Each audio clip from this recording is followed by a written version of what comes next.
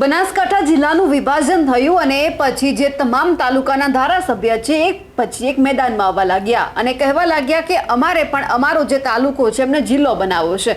એમાં પછી પૂર્વ મંત્રીનો પણ સમાવેશ થાય છે। હાલના જે ધારાસભ્ય હોય એ પણ એવી માંગ કરી રહ્યા હતા અને ઘણા બધા તો ધારાસભ્ય એવા છે કે જે પોતાને બનાસકાંઠામાં હજુ પણ યથાવત રાખવામાં આવે તેવી માંગ કરી રહ્યા છે। અને આ દરમિયાન જે દિયોદર છે તેમને વડુ મથક બનાવવામાં આવે અને ઓગળ જિલ્લો જાહેર કરવામાં આવે તેવી પણ માંગ કરવામાં આવી। પણ સરકારે તો જાહેરાત કરી દીધી કે થરાદ અને વાવ નવો જિલ્લો બનશે અને કામગીરી પણ ચાલુ થઈ ગઈ છે।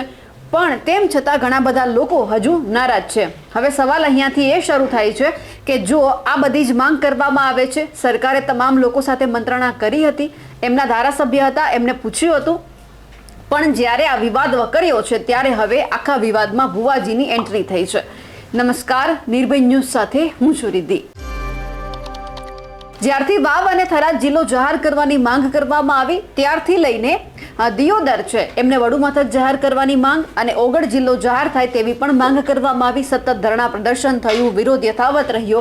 હવે સવાલ એ છે કે આખા મામલામાં જે ભુવાજી છે તે સામે આવ્યા છે અને ધૂણી અને ભવિષ્યવાણી કરી દીધી છે કે મારા માતાજી છે તે ઓગળ જિલ્લો જાહેર કરીને જ રહેશે। એટલે હવે ઓગળ જિલ્લો જાહેર થવાનો છે।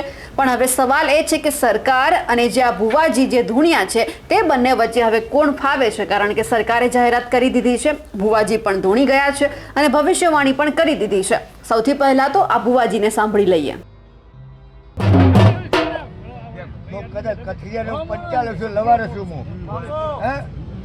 બાપુ તમે સાહેબ તમને કદાચ તમારે જહના ના લાવ માનવ માતા ના કહે અને આપણા બનાસકાંઠાનો કદાચ ડંકો ના વગડા માનવ માતા ના કહે ભાઈ।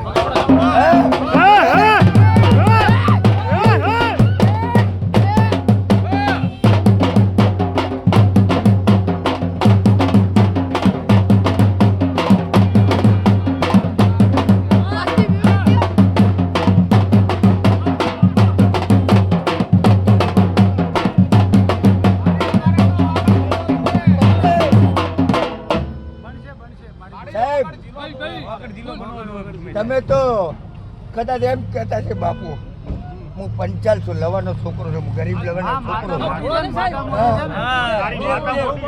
પણ હું ભોળિયો માણસ છું હું અને કદાચ વગર મારો વગર ના થશે ને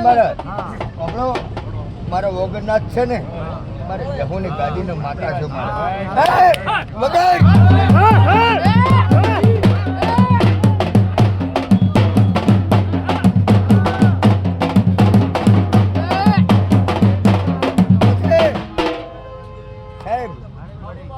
મારી માતા દર્શન કરવા આવવું પડશે।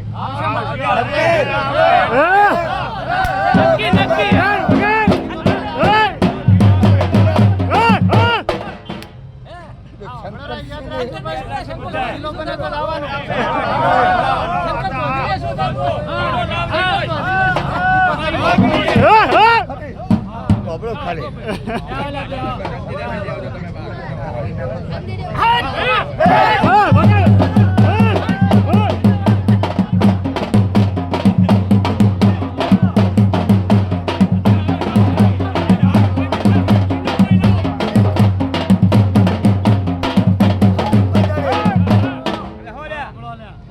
હાથમાં જાડે કદાચ ડંકો ના વગાડો તો માનવ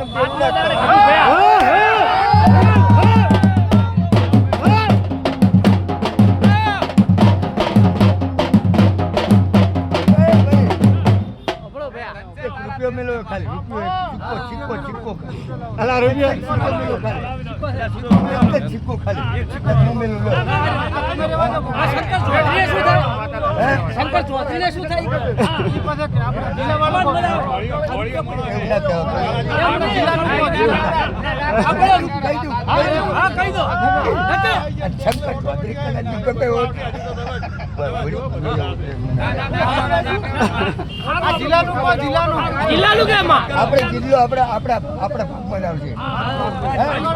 મારી માતા જો જિલ્લો ભાગમાં આવે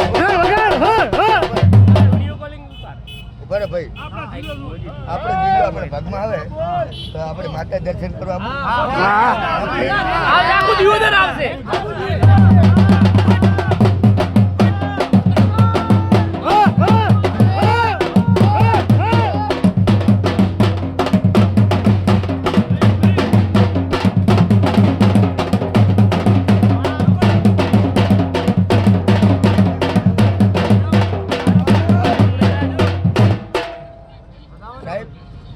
સાહેબ તમે કોઈ વાર જિંદગીમાં તમે રાજકારણમાં મતવા નહીં દો બસ. હે?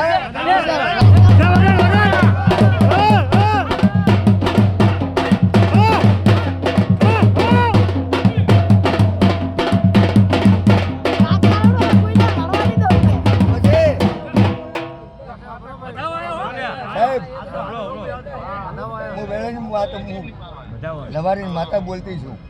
હે? હું લવારી માતા બોલતી છું. બોલજો. હા બોલો માતા.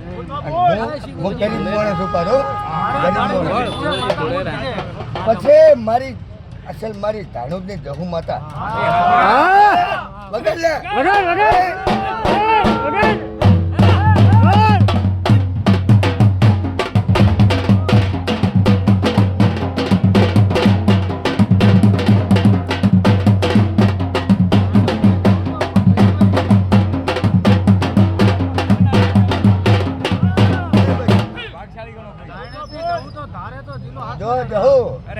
હું જહુ એમ બોલું છું અને હાથ મોદાડો ને આઠ મોદાડો ઉગવા ના દઉં.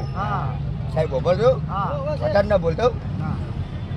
પછી તમે રાજકારણ ફરતા છો બાપુ બોલજો માફ કરજો મને વધારે ના બોલતો. અને તમારા સર્કલમાં છે અને બધાને રાજકારણ ના ફેરવો જ માનો.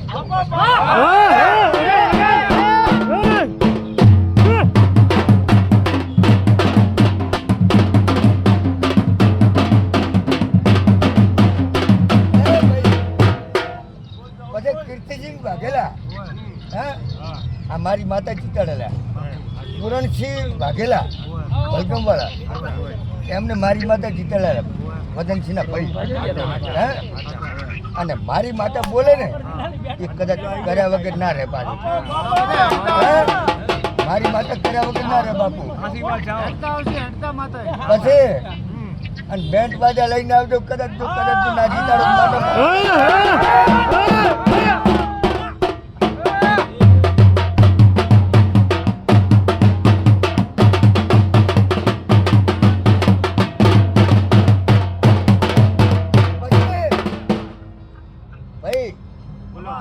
મારા સાહેબુ મારા વડીલો મારા અભિનંદન હું તમને આપું છું ખૂબ ખૂબ.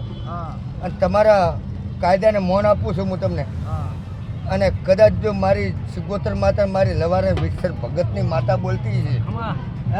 જો વધારે ના બોલતા હોય કોઈ પણ મારી સિગોતર માતા બોલતી છે મારી જહુ મારો ગોગો. હે? અને એને પાસે ગોગો જ છે પાછો. હે?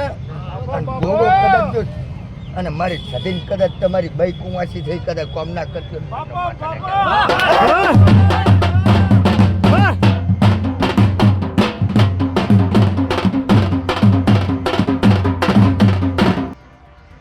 ભુવાજી ધૂણિયા અને તેમણે એવી વાત કરી છે કે હવે ઓગળ જિલ્લો બનવાનો છે. ભવિષ્યવાણી કરી દેવામાં આવી છે. એક કાર્યક્રમનું આયોજન હતું દિયોદરની અંદર અને એ જ કાર્યક્રમમાં આ ભુવાજી છે ધૂણિયા છે. આપણે અવારનવાર જ્યારે વાવની પેટા ચૂંટણી હતી ત્યારે પણ આ જ રીતે આવા ભુવાજીને ધૂણતા જોયા હતા. જે રીતે આવા ભુવાજી ધૂણિયા હતા બનાસકાંઠા જિલ્લામાં જે વાવની પેટા ચૂંટણી હતી ત્યારે કોઈક ભુવાજી હતા એ ગુલાબસિંહ રાજપૂત, તો કોઈ સ્વરૂપજી ઠાકોર, તો કોઈક માવજી પટેલને સમર્થન કરતા હતા. પરંતુ આ વખતે એ આપણને સામે આવ્યું કે જ્યારે ઓગળ જિલ્લો જાહેર થશે આવું ભવિષ્યવાણી કરવામાં આવી છે તો બીજા કેટલા લોકો નારાજ થશે તે પણ સવાલ છે. અને હવે એ જોવાનું છે કે સરકારમાં અને જે આ ભુવાજીમાં કોણ સાચું પડે છે. અમારા અહેવાલને લઈને આપનું શું કહેવું છે કમેન્ટ કરીને ચોક્કસથી જણાવજો. સાથે જ અમારી નિર્ભય ન્યૂઝ ચેનલને લાઇક, શેર અને સબસ્ક્રાઇબ કરવાનું ભૂલશો નહીં. નમસ્કાર.